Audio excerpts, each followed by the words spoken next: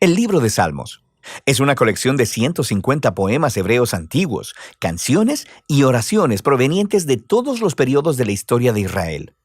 Muchos de estos poemas están conectados con el rey David, de hecho, 73 de ellos, y él era conocido como poeta y arpista.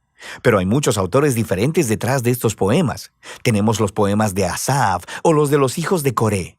Y algunos proceden de otros líderes de alabanza en el templo. Incluso Salomón y Moisés tienen sus propios poemas, y casi un tercio de ellos son anónimos. Ahora, muchos de estos poemas fueron utilizados por los coros que cantaban en el templo de Israel, pero el libro de Salmos en realidad no es un himnario. En algún punto del periodo, después del exilio de Israel en Babilonia, estos poemas antiguos fueron reunidos y acomodados intencionalmente en el libro de Salmos que ahora tenemos. Y este tiene un diseño y un mensaje bastante único, el cual no notarás a menos que lo leas de principio a fin. Ahora, para ver cómo está diseñado el libro de Salmos, lo más útil es, de hecho, empezar por el final. El libro concluye con 5 poemas de adoración al Dios de Israel, y cada uno comienza y termina con la palabra aleluya, que es una orden en hebreo para decirle a un grupo de personas que adoren a Yah, la versión corta del nombre divino Yahweh. Ese es un arreglo de 5 partes realmente bonito, y parece que alguien nos está dando aquí una conclusión para el libro.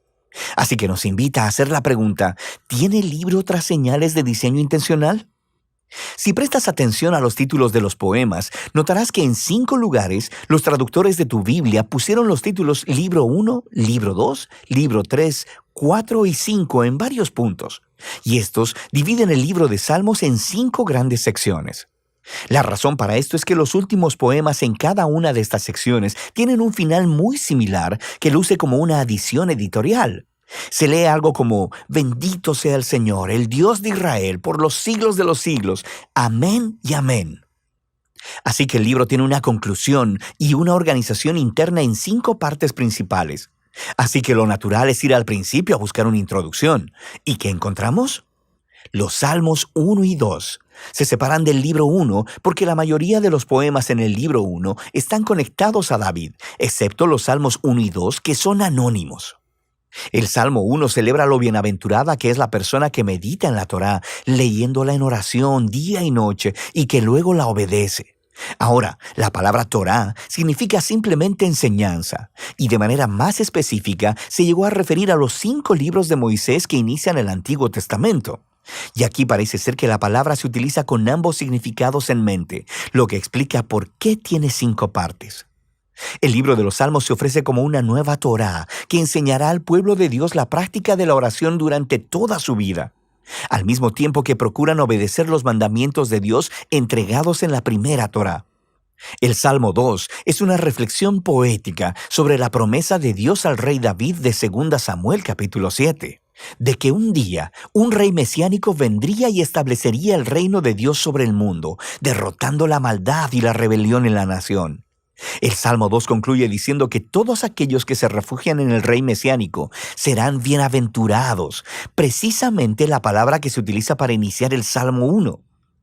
Y así, estos 2 poemas juntos nos dicen que el libro de Salmos está diseñado para ser el libro de oración del pueblo de Dios según ellos procuran ser fieles a los mandamientos de la Torá, mientras anhelan y esperan el venidero reino mesiánico. Ahora, con estos 2 temas presentados, podemos empezar a ver cómo los libros más pequeños también han sido diseñados alrededor de estas 2 ideas. Por ejemplo, el libro 1 tiene justo en el centro una colección de poemas, los Salmos del 15 al 24, que inician y concluyen con un llamado a ser fieles al pacto. Y luego, en los Salmos del 16 al 18, encontramos una representación de David como un modelo de esta clase de fidelidad. Así que él clama a Dios para que lo libere, y Dios lo enaltece como rey. Ahora, en el grupo de poemas correspondientes, los Salmos del 20 al 23, el David del pasado se ha convertido en una imagen del futuro rey mesiánico, quien también clamará a Dios. Él será librado y le será dado un reino sobre las naciones.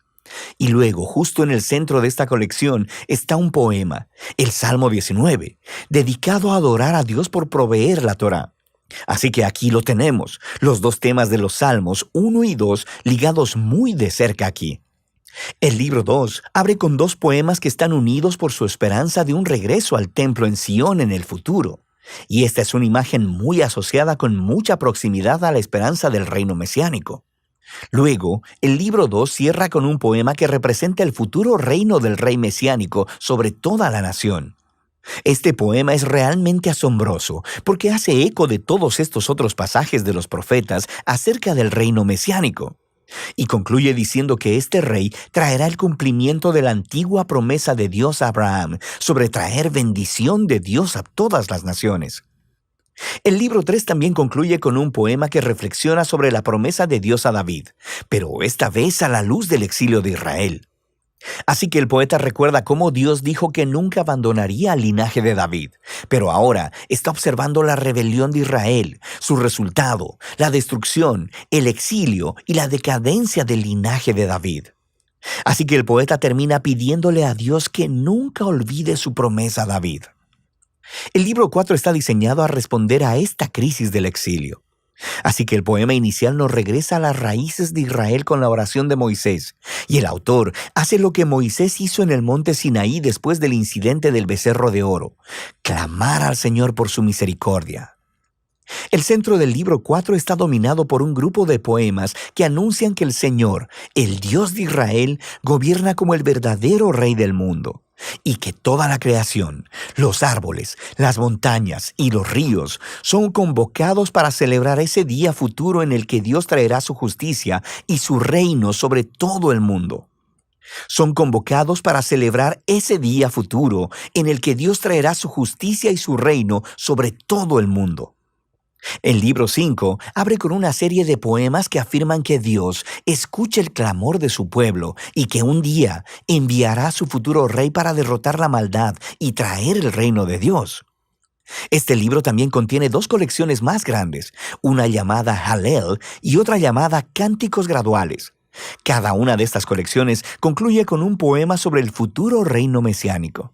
Y estas dos colecciones, al unísono, sostienen la esperanza de una acción futura, similar al Éxodo, en el que Dios redimirá a su pueblo. Y luego, justo en medio de ellos, está el Salmo 119, el poema más largo del libro.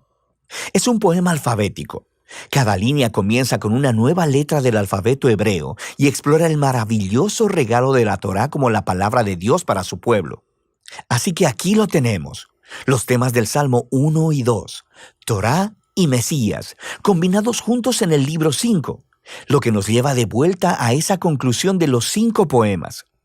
En el poema central, el Salmo 148, toda la creación es convocada para adorar al Dios de Israel, porque, citando textualmente, Él ha exaltado un cuerno para su pueblo. El cuerno es una metáfora de un cuerno de toro levantado en señal de victoria.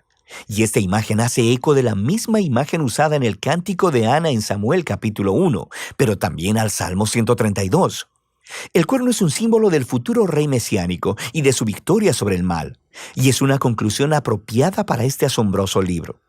Ahora, aquí hay otra cosa que probablemente pasarás de largo si no lees el libro en orden. Hay muchas clases de poemas diferentes en el libro de Salmos, pero todos, básicamente, caen en dos grandes categorías: poemas de lamento o de alabanza. Los poemas de lamento expresan dolor, confusión y enojo acerca de lo horrible que es el mundo y lo horrible que son las cosas que le están sucediendo al poeta. Así que estos poemas llaman la atención a lo que está mal en el mundo y le piden a Dios que haga algo al respecto. Hay muchos de estos en el libro, lo que nos dice algo importante, que el lamento es una respuesta apropiada a la maldad que vemos en nuestro mundo. Pero lo que notarás es que los poemas de lamento predominan en la primera parte del libro, en los libros del 1 al 3, pero pon atención, porque en ocasiones también encontrarás salmos de alabanza. Los poemas de alabanza son poemas de gozo y celebración y llaman la atención a lo que es bueno en el mundo y recuentan las historias de lo que Dios ha hecho en nuestras vidas y agradeciéndole por ello. En los libros 4 y 5 notarás que los poemas de alabanza son más que los poemas de lamento, y todo culmina en esa conclusión de aleluyas en 5 partes. Este cambio de lamento a alabanza es profundo y nos dice algo acerca de la naturaleza de la oración, mientras esperamos por el rey mesiánico como el libro nos enseña a hacer.